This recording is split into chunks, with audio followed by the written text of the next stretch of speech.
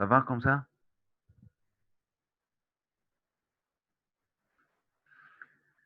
Donc, je reprends rapidement donc, pour le spino-cervelet. Donc, sa localisation anatomique, c'est la région, c'est le vermix, ainsi que tout ce qui est région intermédiaire des hémisphères. Donc, c'est vers la région interne, les régions internes des hémisphères. Donc, on reçoit des afférences. Donc,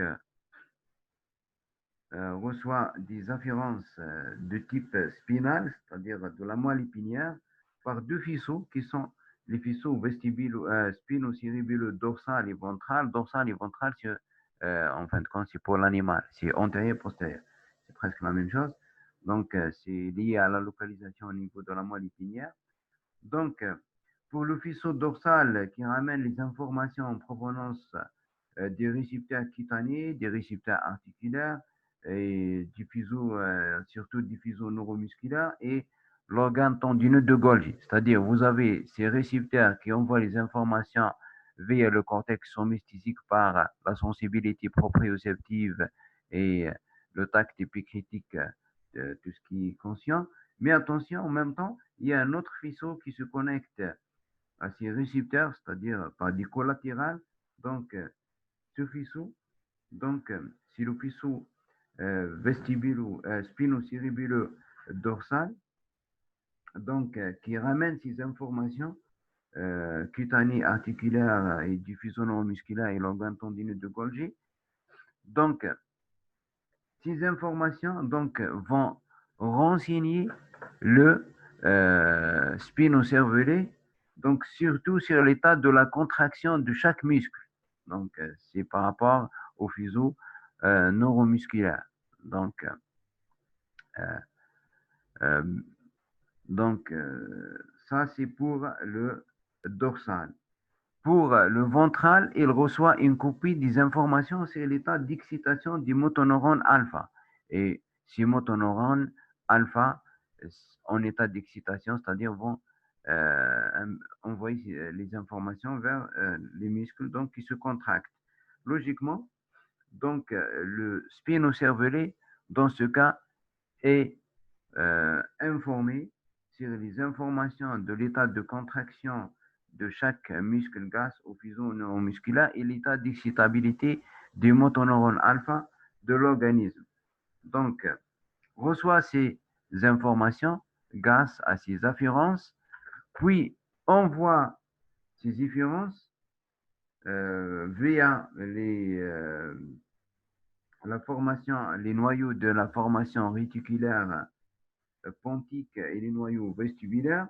Donc, on voit sa réponse via ces noyaux, donc vers les muscles axiaux et proximaux, donc pour le contrôle de la posture, donc tout simplement pour les corrections posturales. Donc,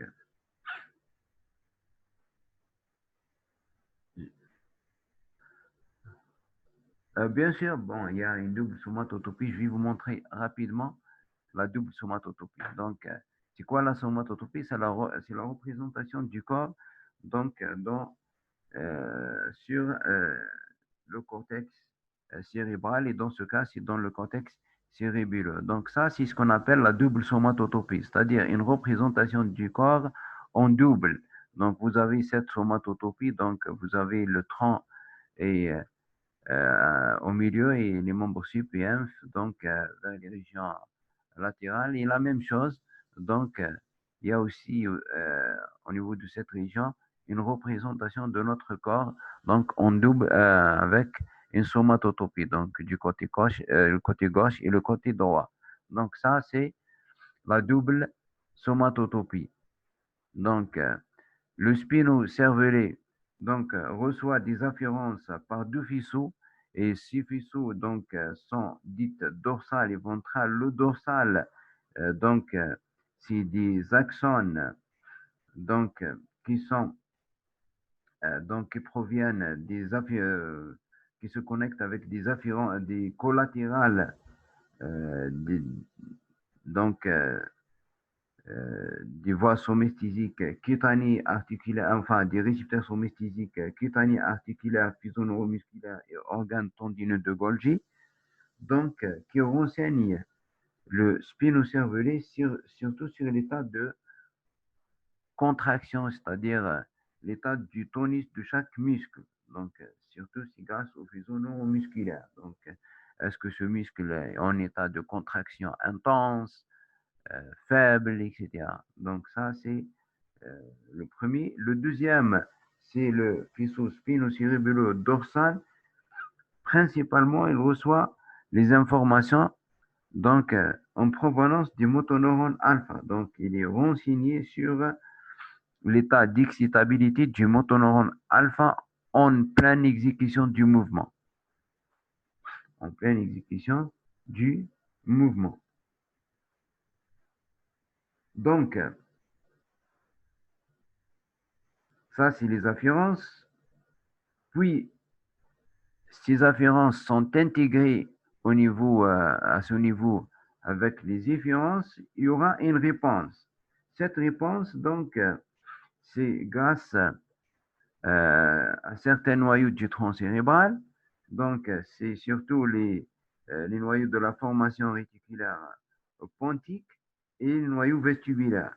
Donc, qui contrôlent les mouvements axiaux des muscles axiaux et proximaux. C'est-à-dire, vous avez les muscles axiaux et proximaux qui sont contrôlés par le système vestibulaire et le système euh, réticulo-spinal. Donc, ce système qui a été un peu détaillé dans le cours de contrôle supramédulaire des réflexes spinaux. Donc, pour contrôler ce qu'on appelle les mouvements des muscles axiaux et proximaux. Autre chose, donc, autre afférence se projette vers le noyau rouge. Malheureusement, on a oublié de parler du noyau rouge hier. Donc, le noyau rouge reçoit des afférences de la part du cortex moteur. Donc, et on voit ces différences vers les muscles, donc par le faisceau ribrospinal. Donc, par le faisceau ribrospinal qui participe au contrôle du mouvement volontaire. Qui participe au contrôle du mouvement volontaire. Donc, le rôle du spinocervellé, c'est la posture, donc grâce au noyau vestibulaire et réticulaire pontique, et contrôle du mouvement volontaire en pleine exécution, c'est grâce, participe enfin, c'est grâce au faisceau ribrospinal. Donc, en cas de lésion de cette région, donc vous aurez un tremblement